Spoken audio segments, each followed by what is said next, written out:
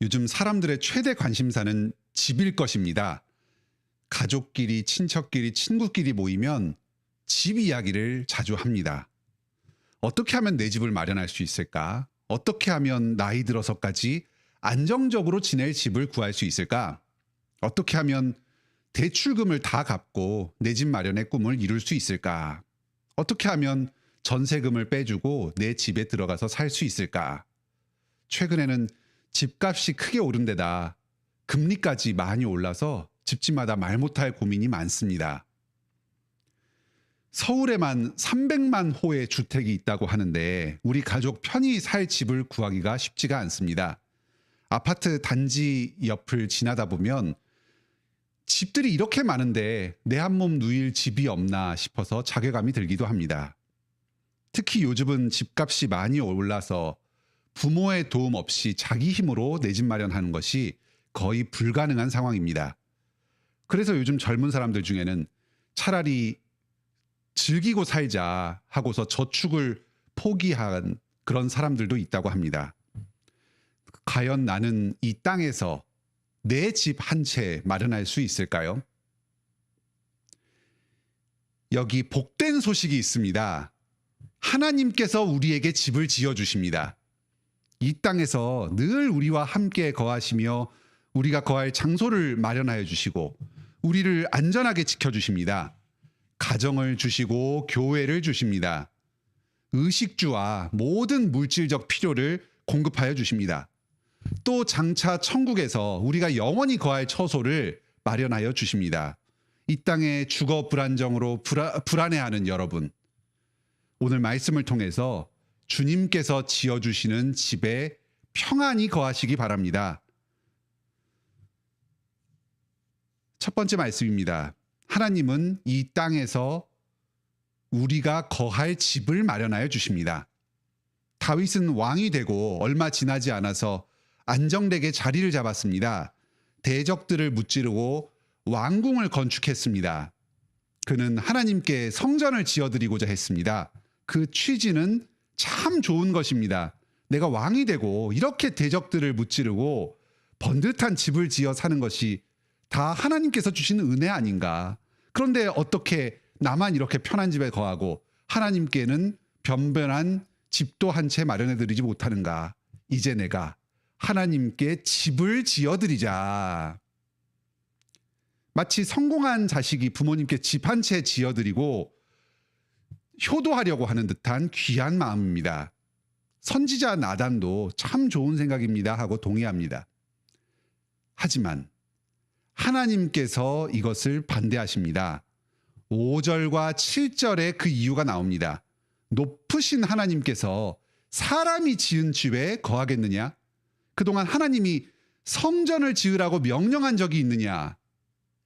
하나님께서는 그동안 스스로 능력이 부족하셔서 성전을 짓고 거기에 거하시지 않으신 게 아닙니다.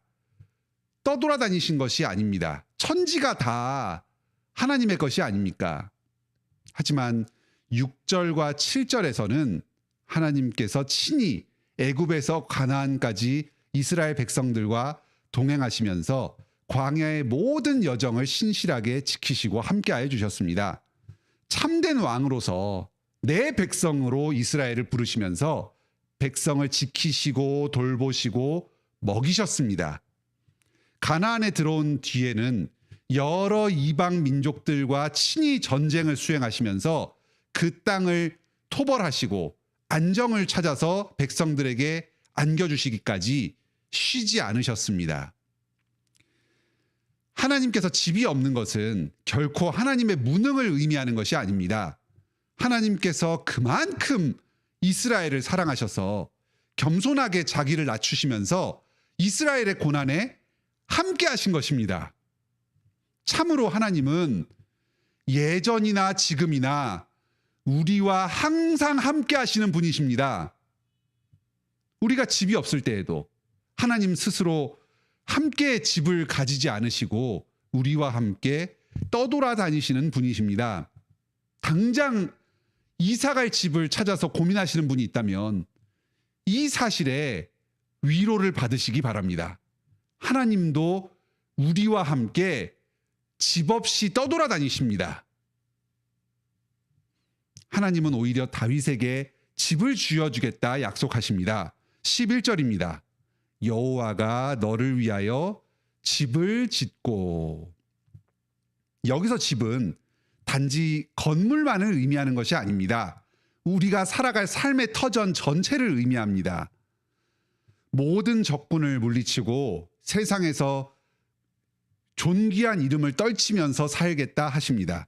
이방 족속으로부터 안전하게 보호하고 삶의 터전을 이루면서 쉼을 누리겠다 약속하십니다. 다음으로 하나님께서 약속하신 이 집은 교회를 의미합니다. 오늘 본문에서 하나님은 이스라엘을 계속해서 내 백성이다, 내 백성 이스라엘이다 이렇게 부르십니다.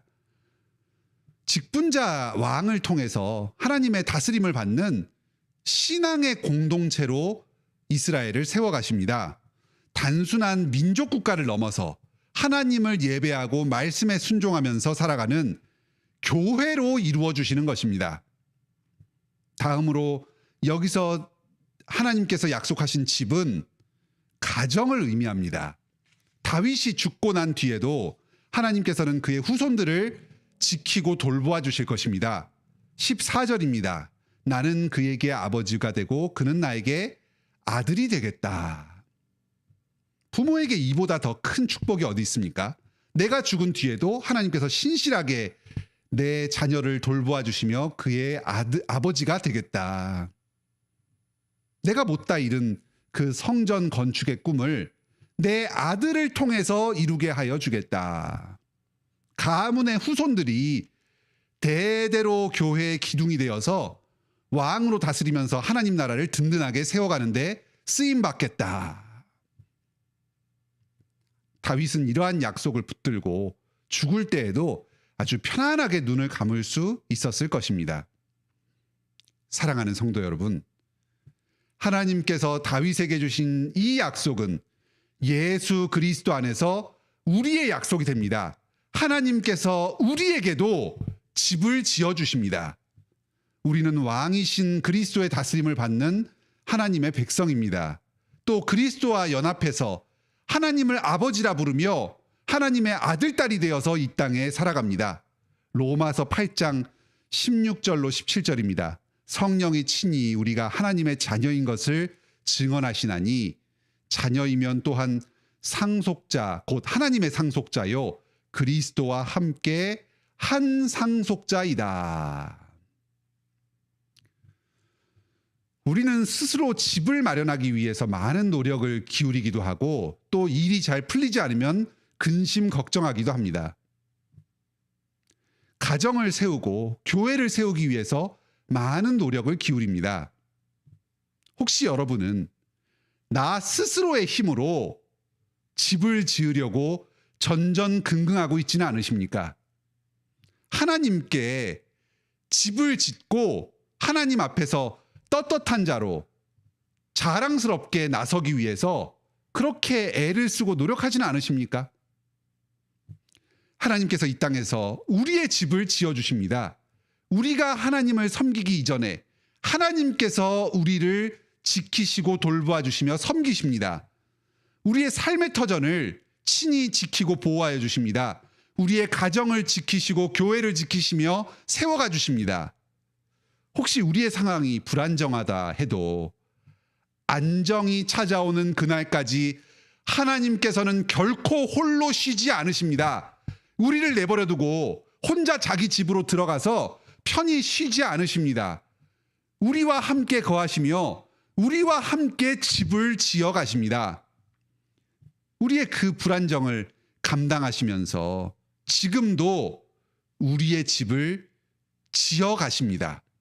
이 사실을 의지하면서 힘든 상황 가운데서도 위로를 얻으시기 바랍니다.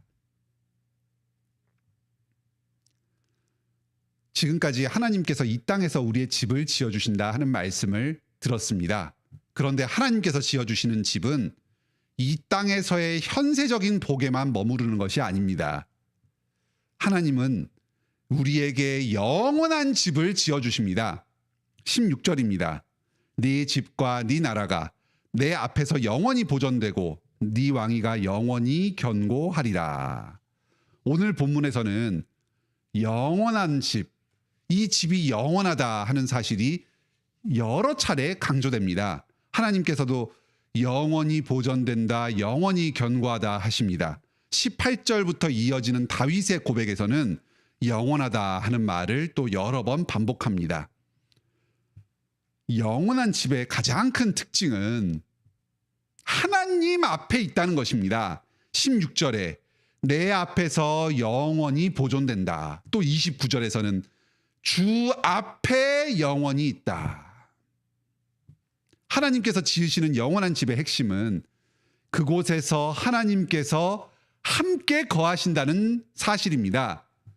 영원하신 하나님이 이스라엘의 백성과 함께 거하시니까 그 집도 영원한 것입니다. 영원한 집의 핵심은 건물에 있지 않습니다. 땅에 있지 않습니다. 당장의 안정과 풍요에 있지 않습니다. 하나님이 함께 하시면 그곳은 어디든 영원한 집이 됩니다. 내 집을 마련하기 위해서 우리가 붙들 핵심은 돈이 아닙니다. 하나님입니다. 하나님이 함께 하시면 그곳에 안정이 있습니다. 풍요가 있습니다. 영원히 지속됩니다. 예수님께서 십자가에 못 박히시기 전날에 제자들과 함께 최후의 만찬을 드셨습니다. 예수님이 이제 곧 죽으러 간다 하니까 제자들이 근심 걱정하면서 불안해합니다. 그때 예수님께서 제자들을 위로하면서 이렇게 말씀하십니다. 요한복음 14장 1절로 3절입니다. 너희는 마음에 근심하지 말라. 하나님을 믿으니 또 나를 믿으라. 내 아버지의 집에 거할 곳이 많도다. 내가 너희를 위하여 거처를 예비하러 간다. 가서 거처를 예비하면 다시 와서 너희를 내게로 영접하여 나 있는 곳에 너희도 있게 하리라. 아멘. 놀라운 말씀입니다. 예수님께서 지금 우리와 함께 거할 영원한 집을 준비하고 계십니다. 왜 우리는 지금 고난 가운데서 싸우면서 씨름하면서 힘겨워해야 합니까? 왜 예수님이 이미 십자가에서 우리의 구원을 완전히 이루셨는데 현실은 이렇게 힘이 듭니까? 말씀에서 가르치는 구원과 우리의 현실에는 왜 이런 괴리가 있습니까? 왜 인생이 이렇게 비참하고 내 모습은 여전히 부끄럽고 불완전합니까? 예수님께서 영원한 집을 준비하시는 이 일이 아직 다 끝나지 않았기 때문입니다. 내가 영원한 집에 합당한 사람으로 변화되도록 계속해서 훈련시켜 가고 계십니다. 또 아직 이 땅에 구원받을 하나님의 집으로 초대받을 사람들이 여전히 남아 있습니다. 이 땅의 모든 정사와 권세와 악한 세력들, 예수 그리스도께서 거하시는 그 영원한 집에 틈타고 그것을 망가뜨릴 세력을 복종시키는데 시간이 필요합니다. 예수님께서는 그 기간 동안, 그 준비하는 기간 동안에 땅에서 우리를 가만히 내버려 두지 않으십니다. 나보다 더 높으신 분, 더 능력이 있으신 보혜사 성령님을 우리에게 보내십니다. 우리와 함께 하시면서 지금도 우리를 지켜주고 계십니다.